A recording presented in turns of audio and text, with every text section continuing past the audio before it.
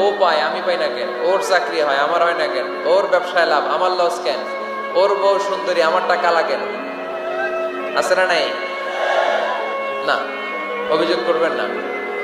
আপনি যে অবস্থানে থেকে অখুশি, আপনি যেই অবস্থানে থেকে আল্লাহর কাছে অভিযোগ করতেছেন, আপনার এই অবস্থানে আসার জন্য অনেকে আল্লাহর কাছে দোয়া করতেছে, ঠিক কিনা?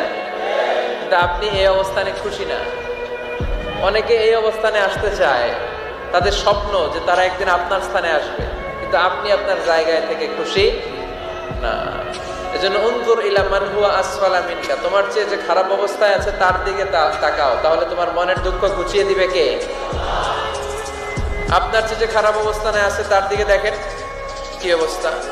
আপনি এইটা চান ওইটা চান, কত কিছু লাগবে আপনার।